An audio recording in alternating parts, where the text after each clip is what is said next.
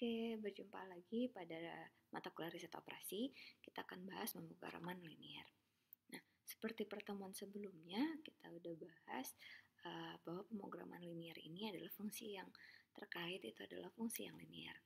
Maka mengandunglah unsur linearitas dan juga dalil matematika tentang linier. Nah, kalian bisa lihat yang hijau ini perubahan yang terjadi pada ruas kiri itu harus diimbangin dengan perubahan pada ruas kanan. Nah, inilah yang dikatakan linearitas. Nah, contohnya misalkan kalian bisa lihat yang kuning, kalau yang sebelah kiri kita kalikan 2, maka ruas kanan pun kita harus kalikan dengan bilangan yang sama, yaitu 2. Nah, contohnya lagi, misalkan ada pernyataan 10A ditambah 20B. Ini menyatakan bahwa suatu mesin membutuhkan waktu 10 menit untuk memproses produk A dan juga 20 menit untuk produk B. Jadi artinya makna dari fungsi ini adalah setiap penambahan produksi A 1 unit akan menghasilkan tambahan kapasitas sebesar 10 menit. Nah, inilah dikatakan linier. Kemudian misalnya bisa dilihat ini biaya total sama dengan 2A plus 4B plus 6C. Ini artinya semakin banyak produk yang diangkut baik dari A, B ataupun C, maka semakin besar pula biaya angkut totalnya.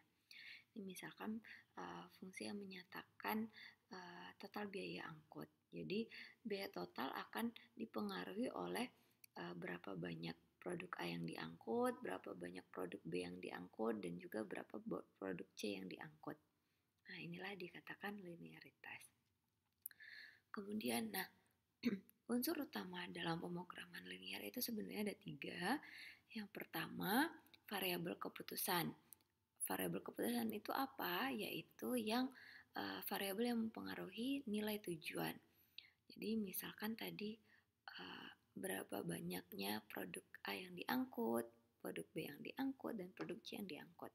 Nah, misalnya lagi banyaknya kursi yang harus diproduksi. Nah, ini menjadi variabel keputusan kita untuk memaksimumkan keuntungan misalnya. Kemudian ada yang namanya fungsi tujuan. Fungsi tujuan itu adalah tujuan yang hendak dicapai. Biasanya ini karena kita optimasi, biasanya berupa maksimisasi ataupun minimisasi. Contohnya pemaksimuman keuntungan penjualan kursi. Dan ada yang namanya fungsi kendala. Jadi terdapat kendala sebagai pembatas syarat ataupun keharusan yang harus dipenuhi. Misalnya, kita ingin memproduksi sebanyak mungkin produk, tetapi bahan baku kita terbatas. Nah, ini bisa dijadikan sebagai fungsi kendala. Dinyatakan nanti dalam formulasi matematis. Nah, selanjutnya asumsi pada model, pada pemrograman linier ini ada yang namanya linearitas, yaitu fungsi objektif dan kendalanya harus berupa fungsi linier. Kalau ada satu aja yang tak linier, maka itu bukan jadi pemrograman non-linier atau tak linier. Kemudian ada divisibility. Itu apa divisibilitas? Yaitu nilai variabel keputusan itu dapat berupa bilangan pecahan. Jadi bisa X1-nya itu nilainya adalah 0,75 atau 1/5. Itu boleh-boleh saja. Kemudian ada yang asumsinya non-negatif, artinya nilai variabel keputusan haruslah tidak negatif karena tidak mungkin kita memproduksi ataupun mengirimkan barang yang jumlahnya negatif. Kemudian ada kepastian atau certainty.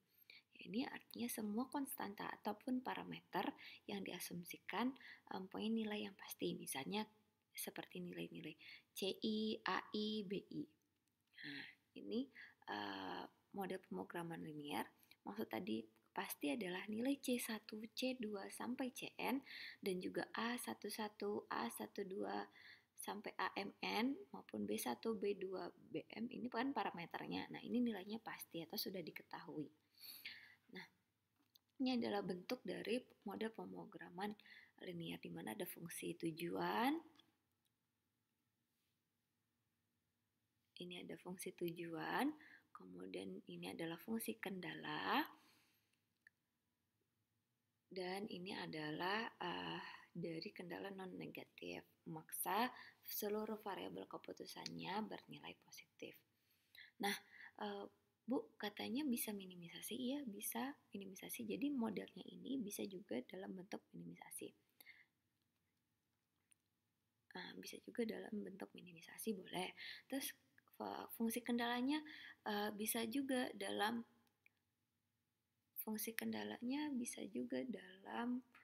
bentuk pertidaksamaan yang lebih besar sama dengan itu, Bu. Bisa juga, ataupun sama dengan itu bisa juga, tergantung dari kasusnya kita. Nanti tinggal metode apa yang sesuai atau dapat digunakan untuk menyelesaikan model pemrograman linear kita. Nah, kemudian ini adalah terminologi solusi di mana calon-calon solusi kita atau calon-calon nilai X1, X2, dan sampai Xn kita itu kan namanya solusi ya. Nah, ada dikatakan dia adalah merupakan solusi layak, yaitu apabila memenuhi semua kendala yang ada. Nah, dikatakan tidak layak itu kalau minimal ada satu aja kendala yang tidak terpenuhi. Nah, ada disebut daerah layak atau visible region, itu adalah kumpulan dari solusi layak, dan solusi optimal itu adalah solusi layak yang sesuai tujuan. Kalau dia minimisasi berarti solusi optimalnya adalah solusi layak yang menghasilkan nilai terkecil. Kalau misalnya maksimisasi berarti solusi layak yang menghasilkan nilai paling besar. Oke, contoh kasus. Ada perusahaan sepatu mau buat 2 macam sepatu, merek I1 dan I2. I1 pakai sol karet dan I2 dengan sol kulit. Kemudian ada 3 mesin yang akan bekerja. Mesin 1 membuat sol karet, mesin 2 sol kulit, dan mesin 3 membuat bagian atas sepatu. Oke, kemudian setiap lusin sepatu merek I1 mula-mula dikerjakan oleh mesin 1 selama 2 jam. Kemudian mesin 2 dan mesin 3, tanpa mesin 2 ya. Kemudian langsung ke mesin 3 selama 6 jam. Nah, mesin merek I2 ini tidak diproses oleh mesin 1, tetapi langsung dikerjakan oleh mesin 2 dan kemudian mesin 3 sebanyak 3 dan juga 5 jam. Nah, jam kerja maksimum setiap hari mesin 1 ada 8 jam, mesin 2 15, dan mesin 3 ada 30 jam. Nah, kemudian di mana kita dapat laba dari penjualan sepatu ini kalau I1 30 dan I2-nya adalah 50. Nah, masalahnya adalah kita akan menentukan berapa lusin sebaiknya sepatu I1 dan I2 yang dibuat agar dapat memaksimumkan laba ataupun keuntungan. Baiklah, kita akan bahas. Nah, mungkin bisa dari soal cerita itu dibentuk tabel seperti berikut agar lebih gampang. Ditulis dari yang diketahui, sarang laba-laba kapasitas maksimumnya juga berapa. Kemudian kita bentuk model matematik. Formulasi dulu ya. Dari soal yang ataupun kasus yang kita punya, variabel keputusannya adalah yaitu ada 2 produksi merek sepatu I1 dan I2. Jadi kita nyatakan X1 adalah banyaknya sepatu merek I1 yang diproduksi dalam lusin satuannya, banyaknya merek I2 yang diproduksi dalam lusin juga. Setelah kita tahu variabel keputusannya, sebenarnya boleh kalau kalian mau pakai A, B boleh juga sih. Penamaan aja ya. Kemudian fungsi tujuan. Fungsi tujuan kita udah jelas tadi ya, kita memaksimumkan laba yang diperoleh dari total penjualan sepatu dan juga I1 dan I2. Nah, jadi saya harap Anda bisa memformulasikan model mulai dari titik ini. Jadi didefinisikan dengan baik variabel keputusannya, kemudian fungsi tujuannya. Jadi tidak langsung muncul tiba-tiba persamaan matematisnya atau pertidaksamaan matematisnya, nanti kayak sulap ya tiba-tiba. Kemudian fungsi kendalanya. Nah, jam kerja maksimal mesin 1, mesin 2, dan mesin 3 per harinya ini kan terbatas ya. Nah, ini yang menjadi kendala kita. Selanjutnya sudah kita definisikan dengan baik variabel keputusannya, fungsi tujuan, dan fungsi kendala, maka kita bisa membuat model matematisnya. Tujuannya adalah maksimum dari keuntungan. Boleh kalau misalnya mau disederhanakan tapi ditulis dalam keterangan puluh ribuan misalnya gitu. Nah, nanti pas terakhir isi solusinya juga jangan lupa dikalikan dengan 10.000. Kendalanya kita apa aja? Ada 3, yaitu mesin 1, ini mesin 1, mesin 2, dan juga mesin 3. Nah, bisa kita nyatakan dalam pertidaksamaan. Kenapa kurang dari sama dengan? Karena tadi di kasusnya itu maksimal bisa digunakan adalah 8 jam untuk mesin 1, 15 untuk mesin 2, dan 30 untuk mesin 3.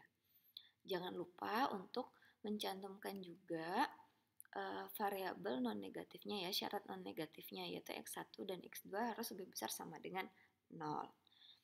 Nah, ini sangat wajib ditulis juga. Nah, beginilah caranya untuk merumuskan atau memformulasikan model matematis dari kasus cerita atau real yang ada di lapangan, kemudian kita coba deskripsikan, coba definisikan, kemudian kita bentuk model matematisnya secara utuh.